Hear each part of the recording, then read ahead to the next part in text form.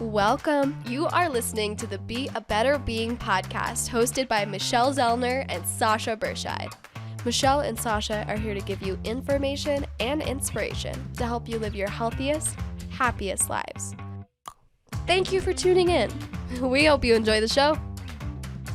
Greetings. Thank you for tuning in to the Be a Better Being podcast. I'm Michelle Zellner, your host.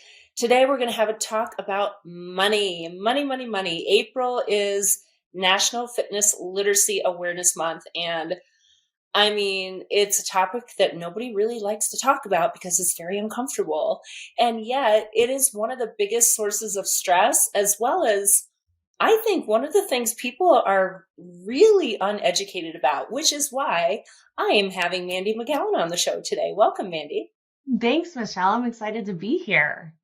Well, you and I touched base. We were introduced through Jen B, who, listeners, if you came to the virtual vision board workshop, you got to experience her amazingness. And of course, she was a guest on the podcast last year as well.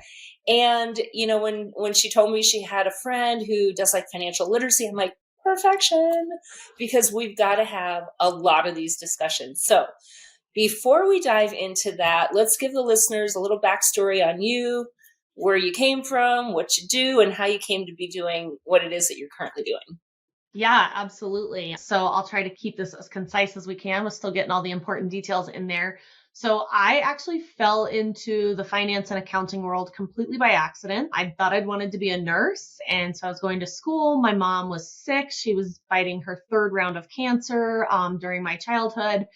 And going to school to be a nurse meant that I would be moving away after my senior year. And I still had a little brother who was in school and my mom was fighting cancer. So all the things kind of piled up and resulted in the decision of me not going away to college and staying local, which allowed me to get a job in the nursing industry and realize that I couldn't do it. My heart was too big. I couldn't shut it off at the door, either direction, in or out. And so that led me to just kind of doing what any, 18, 19-year-old kid not going to school would do. And I started bartending, ended up pregnant with my first son, and realized at that point that I needed an adult job, quote unquote. I needed something that was Monday through Friday, 8 to 5, 9 to 5, whatever, and not working nights and weekends until 2 or 3 in the morning. And I lived in this little town in Florida and applied everywhere that was like a normal adult job. And the only thing hiring was a tax firm. And so I got into it and absolutely fell in love with it. I don't know how I'll say it, like found this passion for this finance area of life that I didn't even know was there. That led me into eventually starting my own business. So I ran an accounting firm where I had over 30 employees. We were doing almost $1 million in revenue. And lo and behold, the most embarrassing thing that could happen happened. And it was the fact that I almost went bankrupt from this business.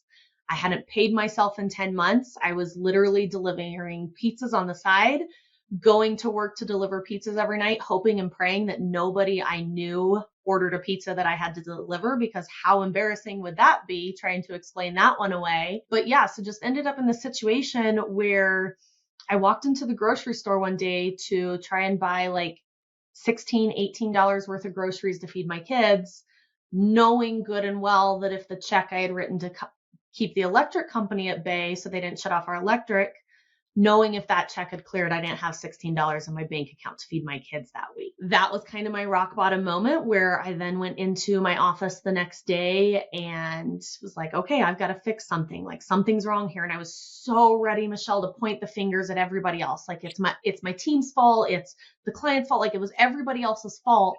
Well, after 12 hours of sitting in the office, I came out and realized it was my fault. Like, I couldn't point the blame anywhere else. It was absolutely my fault. I had let things get to a point where I wasn't paying attention and all the things. So I made the decision that day to turn it around. Well, through that process, when I finally got up the nerve to actually tell people where I was at and talk about what I was going through, like, it just blew my mind how many other business owners I was talking to. And they're like, oh my gosh, I've been there. Like, that's happened to me. And I think in my mind in the moment, I was like, this is my story. Nobody else has ever been in a situation this bad. Like, I did this. Like, it never dawned on me that there's this commonality among business owners that we're just not taught the side of our business. Like, we just aren't. We aren't taught it as adults, as humans, from any capacity, business or personal. We're not taught finance. And so that was kind of my moment where I was like, oh, wait a minute. If this could happen to me, how many other people are out there with this lack of financial literacy, this lack of education, and know where to turn to be like, man, I'm like, this is not where I want to be, but I'm embarrassed to admit this isn't where I want to be. And so through that process, I ended up shifting gears out of doing taxes and accounting work and shifted more into coaching and money mindset and profitability strategies for business owners, knowing that that is such a need in our community in general right now. Well, I love the journey of how you got to where you are, because I think having that experience where you have seen all sides of it, I imagine as a bartender, you're making pretty good money, right? It's easy to come in, but it's also easy to go out. And I think when it's easy to come in, you don't think about how it's going out. And now here you are, I have to feed kids and I got to think about where it's going and how I'm going to get that. So let's back up even further. Let's talk about how you were raised around money. What was the conversation? Was there a conversation? What did that look like? Yes. So my upbringing, my parents were divorced before I was even a year old. So I had two very different versions of money, but they all kind of fueled the same storyline as I look back on it. So my dad is a rancher and a coal miner. So not great money in either industry, lots of hard work. My mom was an airplane mechanic for a while, and then she transitioned out and she worked for just a local like grocery store chain. And so the message that I got growing up a lot, being one of four kids, was always, we can't afford that. We can't afford that. Money doesn't grow on trees. Like, no, we can't afford that. That's too expensive. Like that. I grew up with this belief that we could not afford anything. But yet we had a really nice house. We had boats. We went to the lake every weekend. So it was just shifting. Like now looking back, I can see that it was a priority of things. Like my parents' priority was experiences and activities with us, not things. So when we would ask for a thing, the go-to answer was just, we can't afford that, instead of, no, we were choosing not to spend money on that. And then with my mom was a single mom. So when she said we couldn't afford things, like it really was, we couldn't afford things. I can remember multiple times with my mom having our utilities cut off, or like me like sneaking money out of my babysitting money, like sneaking it into her wallet so she could afford groceries. I hope she doesn't listen to this because she still doesn't know I ever did that. But yeah, so the message I got growing up was a lot of, we can't afford that, money doesn't grow on trees. And then the subliminal message that I picked up from my dad that I'm still working through a lot of is that you have to work really freaking hard to earn your money. Like there's no easy route. There's no easy way about it. Like if you're not working 12 to 20 hours a day, like it's just never going to happen. And I think that is still a mentality, and those words are still very worn out by people, right? I can't afford it. And I mean, I've said those words in my lifetime too. I taught myself not that long ago, but a long enough ago that it really is about choices. Now, there certainly are some things I can't afford. I mean, I really can't afford a $3 million home. That's a true statement. But to your point, being very accurate about the reality. It's not that I can't afford it. I just choose not to spend my money there because that's not a priority or a value for me, right? It's about kind of making those decisions. And I mean, I grew up in a different money mindset. My dad grew up on a chicken farm in upstate New York. His parents were first generation over here, from Germany in the Depression era. Very hard work. Same. My grandpa was a cabinet maker. They had a chicken farm. My grandma worked, the farm and worked in housekeeping in her early years here as well. And it was all about hard work. Same. So my dad decided he wanted something different, joined the Air Force and went off to see the world and landed in Holland, where he met my mom, who grew up very differently. My mom was a fancy pants rich girl, boarding school, shopping trips and Swiss ski vacations, shopping trips to Paris, like whatever you want. And they could afford it. She was fancy pants rich. So she meets this American GI and, I guess decided that he was worth bringing herself down a notch in her lifestyle level to come live over here in America. But I think having them come from two very different circumstances was also really valuable for me to see how they worked that out. And Mm-hmm. I know we weren't privy to all the conversations and things. My parents were pretty good about keeping adult conversations away from the kids. And yet there still were those like, oh, we can't afford it. Or mom would be like, well, I want to take your girls shopping, but don't tell your dad I'm buying this, right? So there was some challenge around all of that. And I think, that is something that does create difficulty within relationships, each other, but then also within how you talk about it around the kids, what you're teaching them, to your point. Like now I have this ingrained belief that we just can't ever afford anything. Mm-hmm. And how those ingrained beliefs then shape you going forward, right?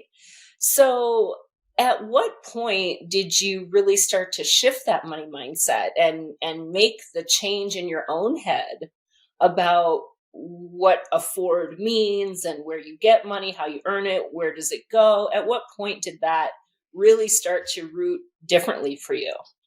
I would say I started my journey around shifting my money mindset probably about 8 or 9 years ago. It was right about the time that my business was like on the verge of collapse. I was also going through a divorce at the same time. So I was entering single motherhood. Like, I think that's when the journey started. As far as when it took root, I think it's an everyday process, honestly. I'm much better at certain things. Like, I find myself, I don't tell my kids we can't afford things. I tell them it wasn't budgeted for this month. Let's take a look at next month's budget and see if we can work that in. I tend to say it's not a priority for me. Like when somebody invites me to go do something, I'm like, no, I'm not going to go. It's not a financial priority for me. Those things I think have definitely shifted and have become easier, and they're kind of just second nature now. There's other things that I have to work on every single day. Like that one that you have to work hard for your money. That is a very, very deeply ingrained one in me. And I find myself often falling into that mode of like, no, if I'm not doing 10 hours a day of hustle, hustle, hustle, always producing something for someone, then I'm not worthy of being paid, quote unquote. That's still one I work on all the time. And I think what I've found is it's awareness. Awareness, as we know, is kind of the first step to anything. And I think it's the same when we're talking money mindset, the language that comes out of our mouth around money, it's awareness. And so one of the things that I really found that helps me tap into this is I know for a fact that it's proven through science, almost 80% of what we believe about anything in life is formed by the time we're 7 years old. This is the same for our money. So if you think about it, for moms that are listening, like at 7 years old, our kids aren't capable of a whole heck of a lot by themselves. Like we might be to the point where they can pour a bowl of cereal and not spill milk everywhere. But to think that 80% of what they'll ever believe to be true in their life is formed, knowing that has allowed me to take a step back and be like, okay, is this my belief? Like, do I actually believe this to be true? Or is this something that one of my parents or my grandparents or another adult in my young years gave me as their belief? And can I give myself permission to not believe that anymore? And I think that's the shift of the awareness piece, that like when I'm having one of those days where I'm like, oh my gosh, I didn't do enough today. Like I didn't earn that paycheck today. I didn't like do enough for that client that paid me for that. I have to step back and be like, but wait a minute. Do I actually believe that? Or is this my mom or my dad's voice in my head from long, long time ago telling me this? And when I can even just take that brief moment to pause and ask myself that question, I think it allows me to shift a lot of that and just continue down that journey. Well, and to your point, it really all starts with that internal narrative, right? And the conversations that we've convinced ourselves are either true or not true. And going back into that vault and asking yourself, is this actually true? And or maybe it was true, but is it still true today? Right? Because people's financial situations change at any Mm-hmm. given moment. It can change. And yet we continue to hang on to beliefs, even though they might not really serve us anymore. There were times I know growing up where my parents allowed us to make a choice. So I think one of the biggest challenges in general, and this is whether it's parenting or even to yourself, to your point about learning to say no. Right? Nobody likes the word no. We all want to, give ourselves whatever we want and say yes to everything because we want to. Maybe because we don't want to be judged. We don't want someone to think that we don't want to do it or we can't afford it, right? Then they'll judge us because we're not at the same socioeconomic status as they are. Or maybe a parent really doesn't want to say no to their kid, or it's just easier to say yes now so that they'll be quiet, leave us alone, right? And so we find ourselves dishing out these yeses that we end up paying for later. And I remember as a kid throwing a little hissy fit that it wasn't fair that so-and-so had these kind of jeans and that kind of shoes and had these boats and went on these trips. And my parents would always say, well, you're not so-and-so. Mm-hmm. I really appreciate that they never gave in to the tantrum. Never. I love that, and it because was so many about parents choice. do. Yeah. And I could totally understand why, because I know how I was. But it was about, we have this much and we can make choices. Now, my parents are they are the baby boomer generation where it was not living on credit cards. That didn't really come into play until probably the late 80s-ish. Mm-hmm. Right? So like literally you had to physically have dollars in your hand or you couldn't spend them, right? Yeah. And I really think that is one of the things that has set us so far back, not only with our financial fitness, but with our understanding of money as well, because it's not real anymore. Yeah. Like literally I don't even have to touch anything. I can just pass my phone next to something and money changes hands. Yeah. Right? So it's not real. And when something's not real, it's really easy to become unaware of what it's actually doing, right? Yes.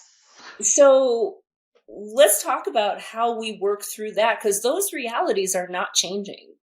No, if anything, they're becoming more and more prevalent, where we're getting to a space where money is such this abstract concept. I mean, think about our kids. Like if you were to ask a 5-year-old kid what money is, I would take a bet that they would point to someone's phone or pull out a piece of plastic. Like the concept of like a physical dollar or coins in your hand is so abstract that our kids aren't even really learning about it anymore.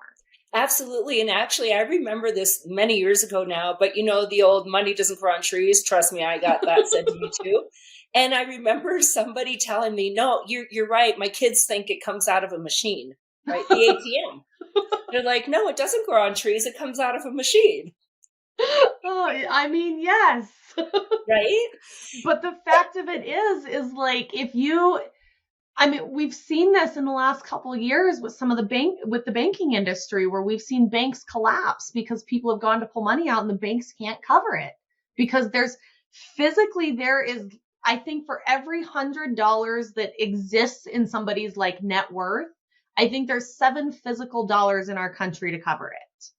That is a really scary fact if we actually think about it. The fact that like as consumers, we are putting ourselves in debt for these things that we'll just call it keeping up with the Joneses, because I mean, that's really what it is, of like, well, that person, the house down the street got a new yard. Now I need a new yard. Oh, the neighbor over there got a new car. Now we need a new car. Oh, that kid's got this. Then my kid needs this. And I think if we can take it back and just simplify things, like I always work with my clients from a space of what are your priorities and your values? Because when we hone in on your priorities and your values, which are usually in alignment, then we can look at whether your financial habits and patterns are putting you in alignment with that or taking you away from it. Like I had one lady once who's like, I really want to travel, but I can't afford to travel. And when we broke it down, she was spending almost $1,000 a month between coffee and going out for drinks and going out for dinner. And I'm like, if you literally cut that in half, you could afford the vacation you're wanting in 4 months. Like we're not talking about big, massive shifts, but we've gotten so focused on saying yes, like you said, Michelle, and going into this space of, well, they did that, so I have to do this. And they did that, so I have to do this, versus really checking in with ourselves and aligning, like, is that actually something that's important to me? Like my kids used to ask all the time, like, Mom, why don't we ever go out to eat? So-and-so's family goes out to eat all the time. And I'm like, it's not a priority to us. Like I can cook just as good as the restaurant can for a fraction of the price. And we get a more intimate setting here at home eating the dinner. And now, like when we do go out to eat, they think it's the coolest thing in the world, because they're like, oh my gosh, this is such a treat. But I literally watch families everywhere that are eating out 5 or 6 nights a week. And then they're like, I can't afford this. I can't afford this. Or I'm 50, 60, $70,000 in debt. And it's like, when we align our priorities and our values to our spending habits, a lot can shift in that space. But I think a lot of people are, like you said, afraid to say no, afraid of what that's going to reflect back on who they are.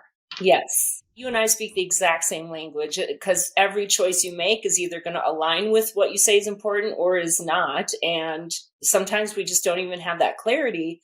And our time, money, and energy, yes, we can earn more money, but once we spend that money, we don't get that money back, right? And if we're spending it mindlessly, and again, it's really hard to be aware of what I'm spending when I just tap my phone or I wave it or it's a card transaction. It's not actual dollars. You know, if you have 10 of them and you're going to give 7 of them away for a coffee, well, that leaves you with 3. And now what can I do with those 3? Not a whole lot these days, right? Yeah. I always say it's hard now or harder later. So yes, it's hard to say no to going out for happy hour with your friends. But then it's harder later when you're like, wow, I spent $70 at happy hour with my friends. And now I don't have that $70 to do whatever. Yeah. So it very often does come down to the awareness and then the dedication to align your choices and behaviors with actually what you do say is important. I think also really understanding the whole concept of money. So a couple of years ago, I was working with this gal. She had her first big girl job out of college and, was very focused on wanted to get out of debt, wanted to pay this off and that off and this and that and the other. And she realized a few months into her job, she's like, but wait, I'm earning all this money and I'm not paying anything off. And so we did that analysis, right? Because now you're getting your nails done that you never did before because it didn't matter. But all these other girls at work get their nails done. So now you're getting your nails done.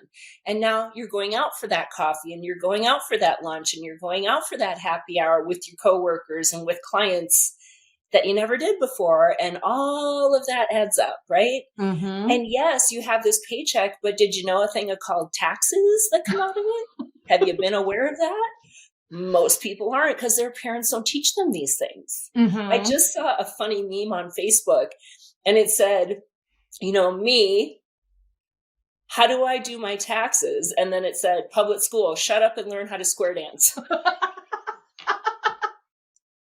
I mean, it's so true. I always joke because I'm like, my kids are the only kids who understand you cannot walk into the grocery store with $1 and buy something that is $1. Like my kids are the ones that go to school and they're like, no. If that's $1, it's actually going to be $1.08 because of tax. Yeah. Well, and here's another thing I so appreciate my parents for.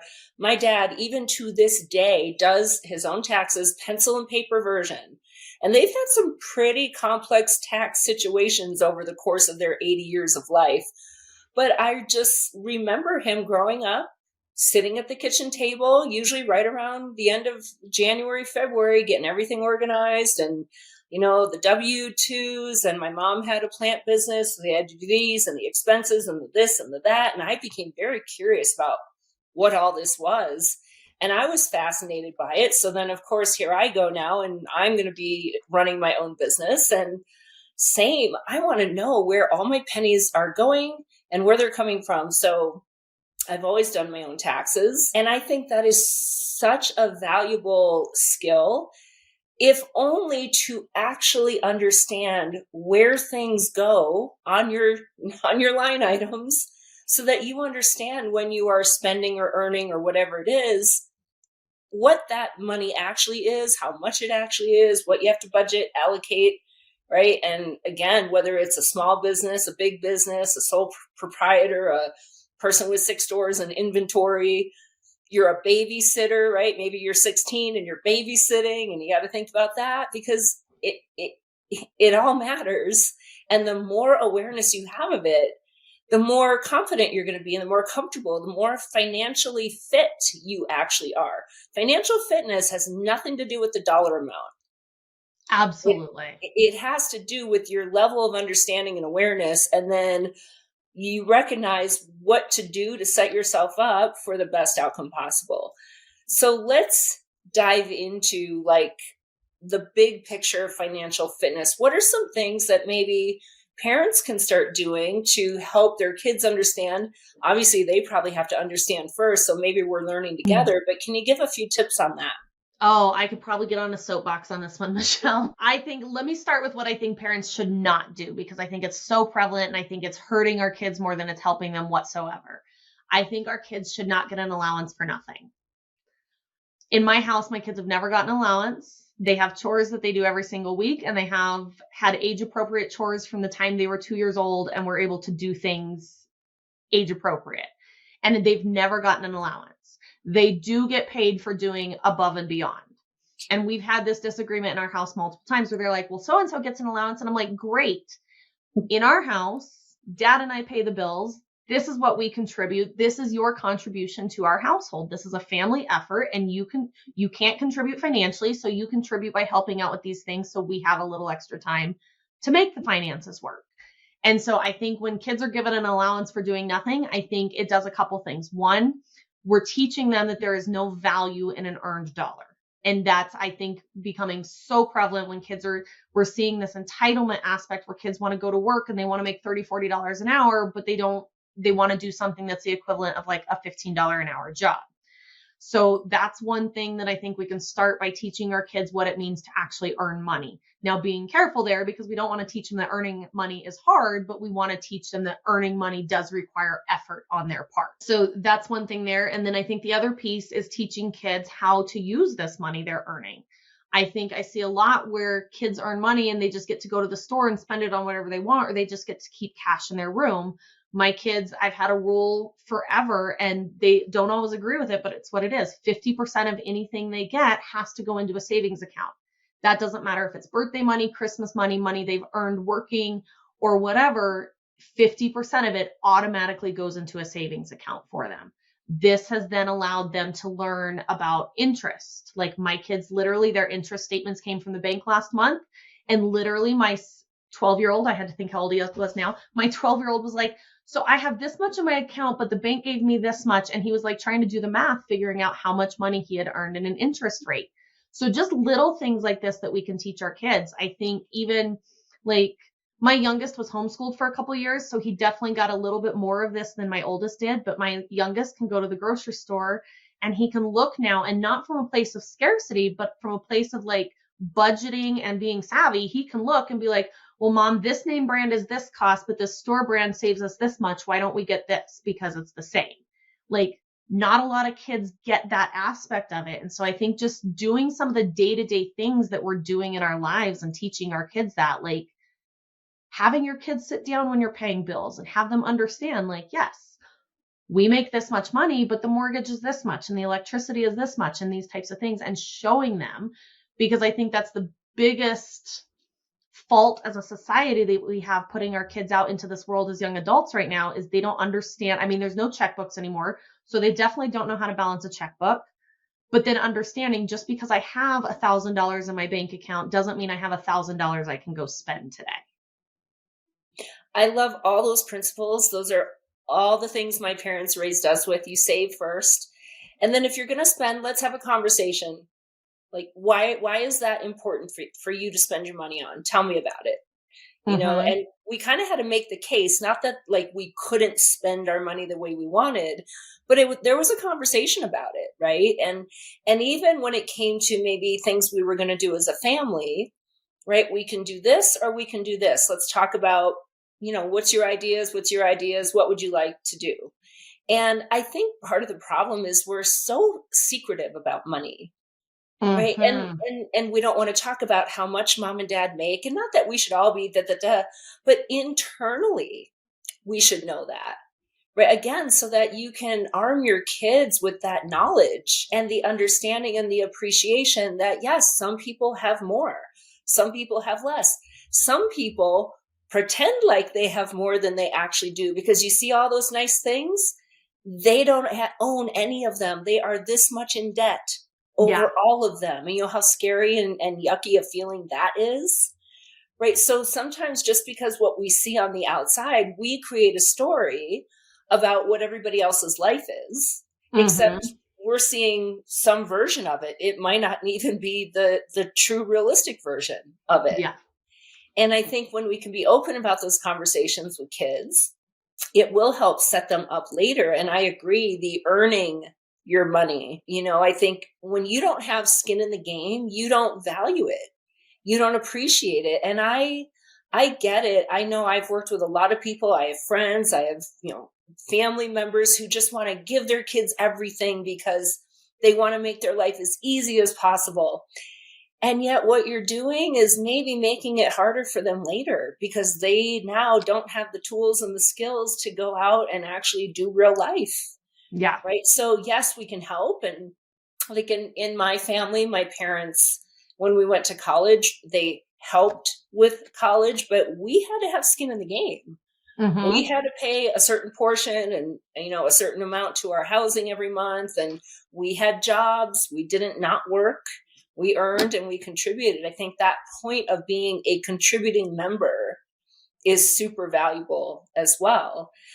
I want to talk about like understanding in the brain, because I worked with this woman not that long ago. She was working on paying off debt. And I wanted the details, right? Like, how much, what do you have? Where, what are we talking about? So I get all the information. And she had a credit card with like a $6,000 balance at 28% interest. She had a savings account with an $8,000 balance earning 0.05% interest. And I said, okay, I know you're like throwing extra. You're not just making the minimum on your credit card, which is great. But why don't we take that money in your savings and pay off no, that's for savings. That's for emergency. And I said, well, 28% interest on $6,000 is an emergency. That's an emergency. Yeah. And she couldn't grasp in her head that she was literally giving money away when she had money sitting there earning her nothing. And then she's allowing this credit card company to just take 28% of her stuff that just continues to ramp up and up and up. So do you have any tips on how to help somebody see that perspective and understand the in versus the out? So I've ran across that situation very similar with clients I've worked with. And the only way I've been able to get people to see that is to actually create that repayment schedule and show them like this $6,000 at your payment that you're making, logically, they're like, okay, yeah, I'll have this paid off in 2-3 years, but they're not factoring in that interest and realizing that that's going to take them out, 5, 6, 7, maybe even 8 years and potentially triple the time they're repaying. And so I've just always put a side-by-side comparison of like, if I continue to pay this minimum payment and this is my interest rate, and you can pull these things off Google, an amortization schedule, you can plug in your interest rate, you can plug in what's in there, and you can see exactly how much you're going to end up paying or how much you'll end up earning on that based on those accounts. I think there has been this trend towards having an emergency fund that we've seen over the last probably 4 to 6 years really become even more prevalent. But I think in people's mind, this emergency fund has to be in cash because logically, that's what the Dave Ramseys are telling us. That's what a lot of these people are like, it has to be in cash. But they're not looking at the fact that that credit card I have that has a $6,000 limit could actually be my emergency fund. Like, why am I not shifting my thinking to be like, okay, I actually have $6,000 available for an emergency. It's not at a price point that I like, but it's there if it's needed. And so take that money in the savings, pay that off, and then start to rebuild the savings. I think it's just a lot of it, I think, is societal pressures that are coming at us of like, this is the way things have to be.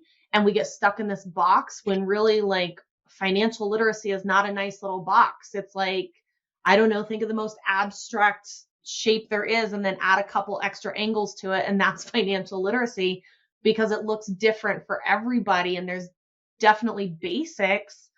But I think in that situation, like somebody is probably just going to have to be shown the black and white. And I think that's the hard part to wrap people's brains around because I owe $6,000. I owe $6,000. It's not like, I guess the easiest way to equate this, Michelle, is like buying a house. Like because lenders show you, like, if you buy a house for $500,000 and this is your interest rate and you do a 30-year mortgage, this is what you actually end up paying. I think if credit card companies were like, if you max out this credit card and only pay the minimum payment, this is what people would see it differently, but they only see the number that the credit card company is giving them, which is what they currently owe. And it probably, Right, if they're paying more than the minimum, it goes down just a little bit each month. So they're like, I'm making progress. Right. I think there's also something psychologically safe about seeing a big number in your savings account, right? Like psychologically, I see it and that makes me feel safe. Whereas if I paid off that credit card, I don't have this big number in my savings account anymore. And that is scary, even though I now no longer will be making this monthly payment, which I could now go and rebuild my savings account with. Yeah. So there are, I believe, just like we take personality tests to understand like who we are as people and why we do things in certain situations, there's money personalities as well. There's two that are really, really prevalent, and it's an avoider or a saver. And most of people are going to fall into one of those two categories. And they're really clear on what they are. The avoider is like, nope, not even going to deal with it. Those are the people that are just racking up money on credit cards, not worried about what's in their bank account. And they're like, well, if I just don't look at it, then it doesn't exist and I don't have to admit how bad it is. Savers, on the other hand, are the polar opposite. They're very aware of what's going on in their financial situation, but that large sum in their bank account, it's like their safety net. It's almost like, think about the baby who has that one blanket that just always calms them down. That number in their bank account is their safety net. And I've seen this with people who have $2,000 in their bank and they're like, I can't let it go below 2,000. I've had clients who have $250,000 in a savings account. And I'm like, we should invest some of this. And they're like, no, that bank cannot drop below 250,000. So it very much is a psychological thing. And there's probably something in their past where that has actually saved them, whether they saw it with their parents or somebody they were close to, but having cash actually was a safety net. And so now they've created this belief around that, well, if I don't have this, then I can't get myself out of any situation. And so it's a component of shifting and being able to realize that just because that credit limit isn't money in my bank account, it's still part of my net worth that I have to be able to use for myself. And I think when people look at net worth, they're like, what's my equity in my home? How much do I have in retirement accounts? How much cash do I have in the bank? Not what do I have available to me in credit that is also part of what I can spend if push comes to shove and I need it. Well, and I think that is the key right there. If push comes to shove and I need it, not, oh, look, I have free money to rack up. Yeah. Right. And I do know some people, they know themselves well enough to know that that is dangerous to have, right? Just like maybe somebody who's not good with sugar. It's just, let's just not have sugar in the house. Okay. So I think if you know yourself well enough that that's kind of dangerous, then maybe we have one with a smaller credit limit or whatever, and it is locked away, break the glass, emergency only kind of situation, right? Yeah. Before we wrap up, any last tips that you can throw out there that can help somebody either shift their mindset or just make some progress with their financial fitness and or their financial literacy? Any way, if somebody's like, okay, I really want to understand this and learn it, what are some things that they can start to do? Yeah. So I think the first thing is probably the step that most people avoid the most, and it's creating a budget. Whether this is in business, whether it's in your life, it's impossible to know what we're doing if we don't know what we're doing. I can't tell you how to get from Denver to New York if you don't want me to tell you how to get there. Or sorry, that came out weird. I can tell you how to get from Denver to New York. I cannot tell you how to get to New York if you don't tell me where you're starting from. And so the budget is really that starting point. And the first step of that is the hardest step.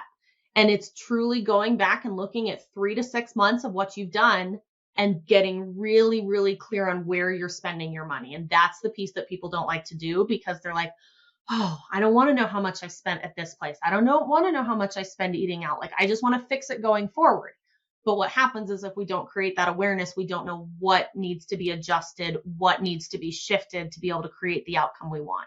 So I think that's the first piece when it comes to wanting to have any financial fitness, financial literacy, is like you have to know where you're starting to be able to create the map of where you want to go.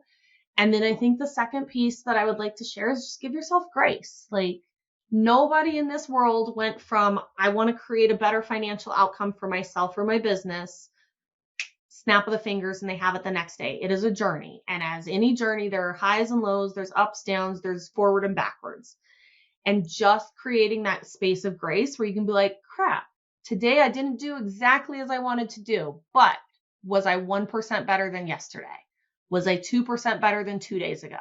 And just creating that space of grace and flexibility. I want to add in that grace, the flexibility piece, because I think people, when I say budget, they're like, it's really strict. It's really like, I'm in this box and I can't step out of it. But giving yourself even that grace in the budget. Like, we have what we call just a fun budget each month. And some months, not a penny comes out of it. And other months, we use 2 months worth of what was in that budget.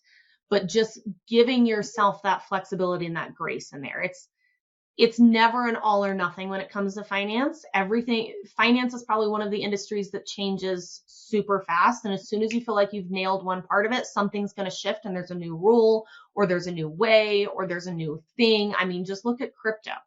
Like, this didn't even exist 10 years ago. And now it is so prevalent in everything.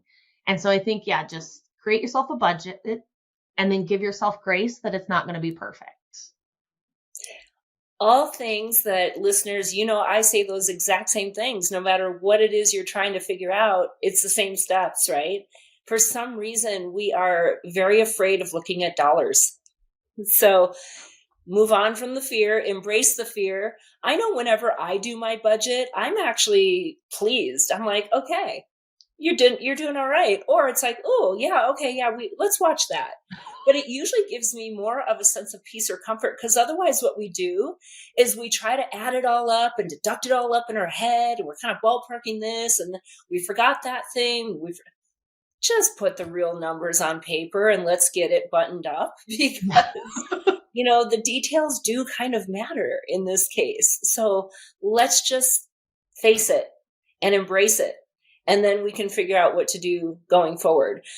What's not going to help is just to continue being buried in the sand, or, like, oh, I'll figure it out. Because, like my dad used to say, a dollar here, a dollar there, pretty soon it's real money. Yeah. And that's the thing, right? Eventually it ends up being real money. And we know that money is the number one stressor for people. And again, it really has very little to do with the actual dollars in the bank account. I have worked with some of the wealthiest people. Yeah, they're worried about money always, right? I've also worked with people who really don't have much at all, and they're sometimes not as worried. So I think there's, like you said, there's personalities, there's experiences, there's balance, there's priorities. It's all the things. And so each person gets to decide, what do you want to do when it comes to this topic? Yeah. And whether it's for yourself or for your kids, I think awareness and education are super valuable. Skin in the game, really important. Priorities and values, 100% going to make a difference. And then it is discipline. I mean, that's also a big piece of this puzzle, right? Because, we could get ourselves into debt all we want. It's not that hard. Eventually it's going to come calling for you. And then it's going to be really hard. Mandy, I know you have great offerings with coaching and things. So we'll put all of your information for people to connect with you in the show notes. But if you want to just give a shout out quickly how people can connect with you, we can wrap up after that. Yeah, the best way is Facebook. You can find me, Mandy McGowan, McGowan, or elevatingprofits.com. Awesome. Well, this has been great. I hope everybody listening, just kind of tickled your brain a little bit to maybe learn a little more, maybe go decide to do that budget, or let's look out some interest rates. Let's go find some investments. I don't know what you want to do, but hopefully you're not going to do nothing, because that's not what a better being does. So everybody, thank you for listening. And now you get to go and be a better being. Thank you for listening to the Be a Better Being podcast. Michelle and Sasha hope that what you heard today inspires you to embrace this journey of life with an open mind, a kind heart, and a willingness to learn and evolve. If you enjoyed the content, please help spread their message by subscribing, sharing, and leaving a 5-star review. If you have a show topic idea or would like to be a guest, please visit betterbeings.net and fill out a contact form. Until next time, go and be a better being.